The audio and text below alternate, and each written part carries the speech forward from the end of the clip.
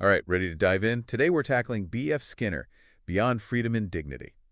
It's one of those books that really got people talking. Oh, absolutely. A real game changer. And you know our listeners, they're fascinated by this stuff. So, freedom, dignity, how our behavior is controlled, let's unpack it. Well, buckle up. Skinner, he comes out swinging, right? He says this idea we have, this autonomous man driven by free will, needs a serious rethink.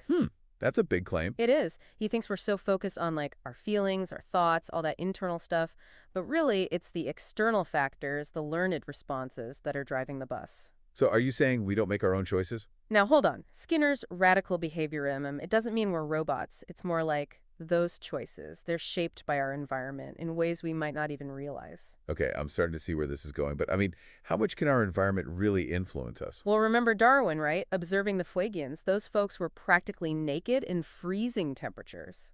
Yeah, wild, right? You'd think they'd bundle up. Exactly. It makes you wonder how much free will was involved there. It's like their culture, their environment, it kind of overruled their discomfort. So when Skinner says we're controlled, he's not talking about some evil mastermind, right? No, no, not like that. He's talking about this complex web of environmental factors, all these things that nudge us, shape us in ways we don't always see.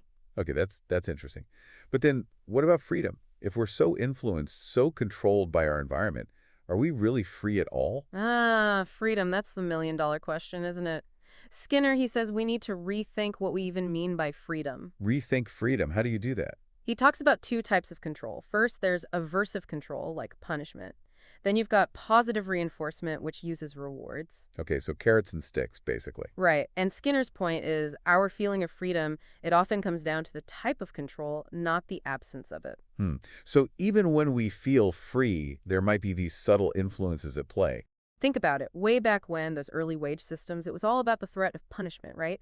Now it's more about rewards, getting paid for work. Feels freer, yeah. But Skinner would say even those rewards, they can be a form of control. So like we're being manipulated by our paychecks. Not necessarily manipulated, but influenced, definitely. Take gambling, for example.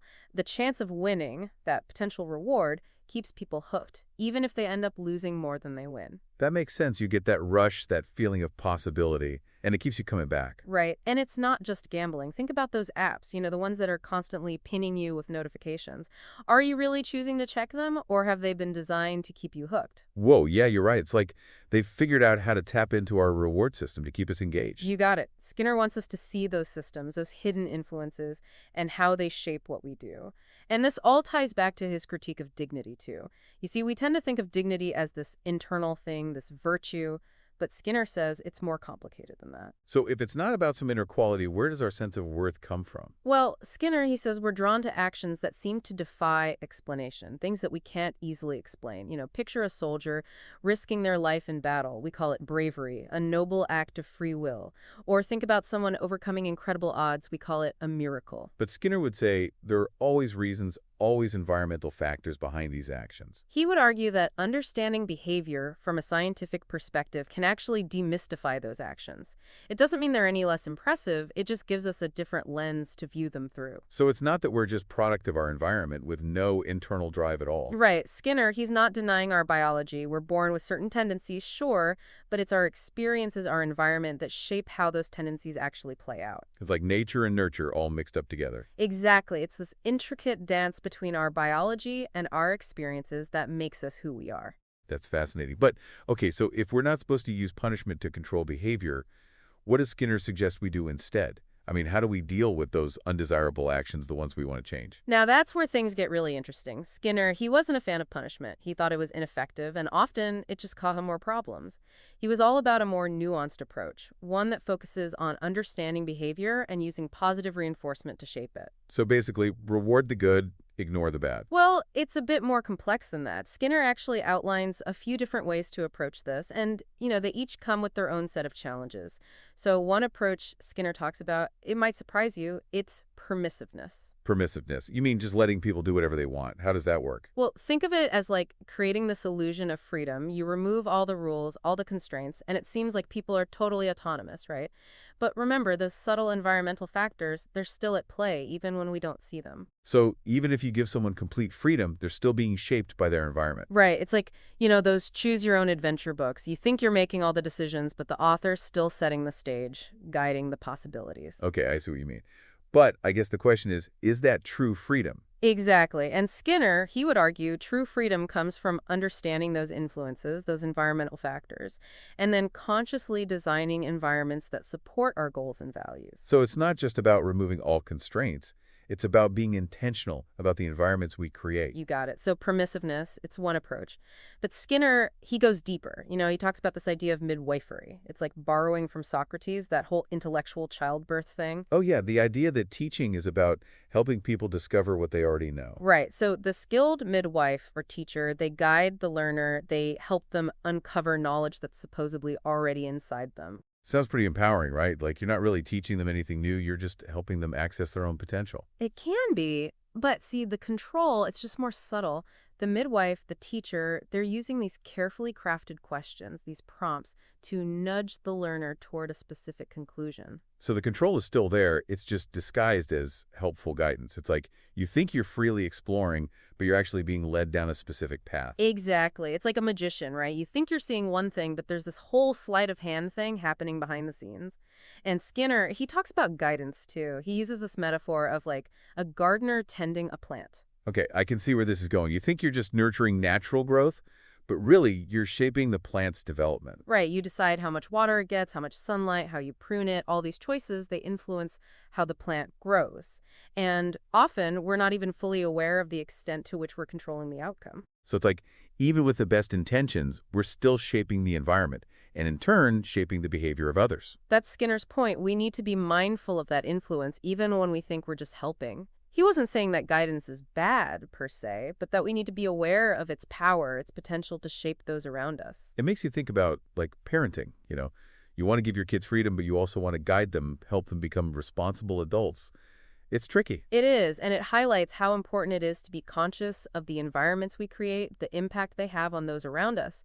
Skinner, he wasn't just about criticizing what's wrong, he was also really passionate about designing better systems. Okay, so we've talked about these alternatives to punishment, but how do we actually move forward? I mean, how do we get from criticizing what's broken to building a better world? Well, Skinner, he believed in design, consciously shaping environments to get the outcomes we want. And that means really understanding reinforcement, how it works, how we can use it, both personally and on a larger scale. So back to positive reinforcement. Can you give me some concrete examples of how that might play out in the real world? Sure, let's take education, for example.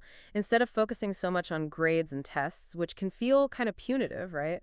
What if we designed learning environments that really tap into that intrinsic motivation, that natural love of learning? Sounds great, but how do you actually do that? I mean, how do you design an environment that fosters that kind of engagement? It's not easy. It requires us to really understand how people learn, what motivates them. We could use things like unification, personalized learning plans, collaborative projects, things that spark curiosity, that make learning fun and rewarding in itself. So it's about shifting the focus from external rewards, like good grades, to internal rewards, like the satisfaction of mastering something new. Exactly. And this idea, it applies to so many areas of life, the workplace, our communities. Imagine workplaces that are designed to promote teamwork, creativity, a sense of purpose. Communities that foster connection, belonging, that make people feel like they're part of something bigger than themselves. This is starting to sound a bit utopian. Are we talking about designing a perfect society here? Well, maybe not perfect, but definitely a society that's more in line with our values, our hopes for the future. Skinner, he believed that if we understand how behavior works, we can create a world that's more humane, more just, more fulfilling for everyone. So if we're not these autonomous beings we thought we were, what does that mean for our understanding of, well, what it means to be human? What is man, according to Skinner? That's a great question. For Skinner, understanding humanity, it's all about understanding that interplay between organism and environment. It's not about denying our individuality. It's about recognizing that our individuality, it's shaped by this unique combination of genetics and experiences. So we're not just blank slates at birth, but we're also not fully formed. Our environment, it plays a huge role in who we become. Exactly. And here's the key. We're not just passive observers in this process, right? We're active participants. We're constantly shaping our environments and, in turn, shaping ourselves. So it's like a two-way street. The environment shapes us, but we also have the power to shape the environment. That's actually pretty empowering. It is, and it leads to this really important question. If we acknowledge the power of environment, what responsibility do we have to design a better one? Wow. That's a big question. I mean, we're not just talking about individual behavior anymore. We're talking about the very fabric of society. Exactly. Skinner, he saw culture as an experiment, a system that we can analyze and improve.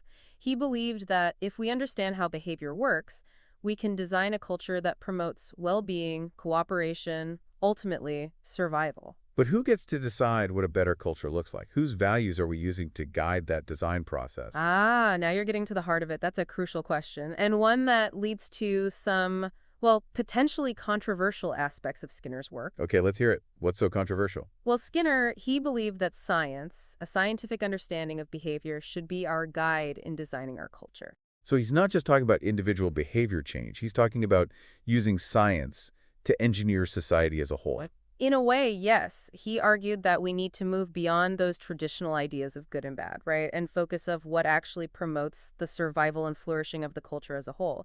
He even came up with this concept of the good of the culture as like a guiding principle. The good of the culture.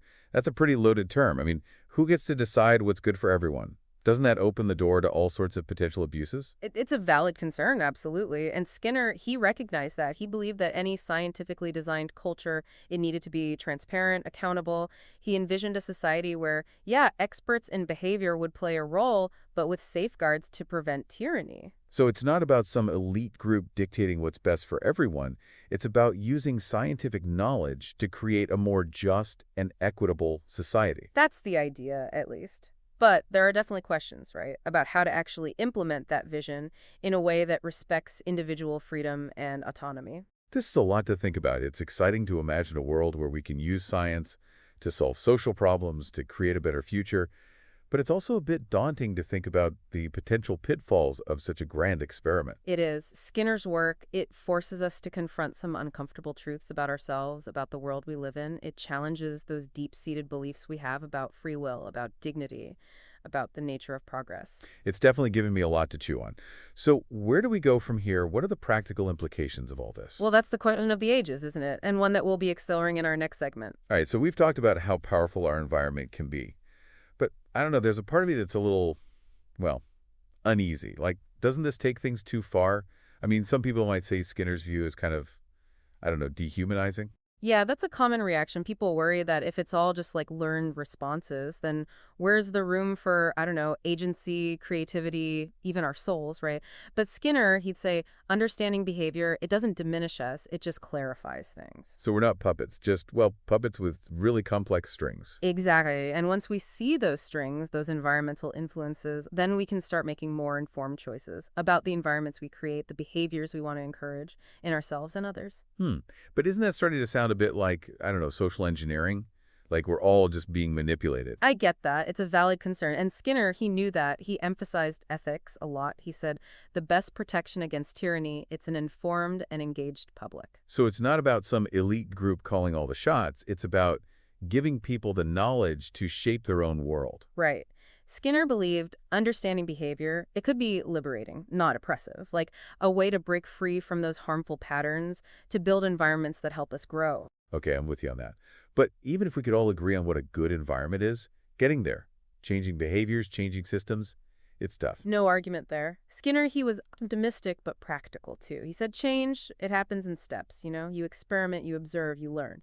He was all about small-scale experiments, testing new ways of structuring things and seeing what works. So it's about applying a scientific mindset to social change. Exactly. Move past ideology, get some evidence, design better systems for education, for work, for our communities. This is pretty ambitious stuff, but I keep coming back to, what about individual choice? If environment's so powerful, do we even have control over our own lives? Skinner'd say we do, but it's different than we usually think. Not about willpower forcing things, but understanding the forces at play and using that knowledge to design environments that support us, that align with our values. So it's like we're playing a game, right? We didn't make the rules, but once we understand them, we can play better. That's a great analogy. Skinner, in the end, he's calling us to action, to take responsibility not just for our own behavior, but for the environments we create, to use what we know to build a better world. Well, there you have it, folks, a deep dive into B.F. Skinner and Beyond Freedom and Dignity. It's a book that makes you question everything you thought you knew about human nature, and it gives us a whole new way to think about social change. Definitely a lot to ponder. No doubt about it. It's a book that sparks those big questions about freedom, responsibility, the power of science. And those conversations, they're going to keep going long after we're done here. Absolutely. Thanks for joining us on this journey, everyone. And until next time, keep diving deep. 69.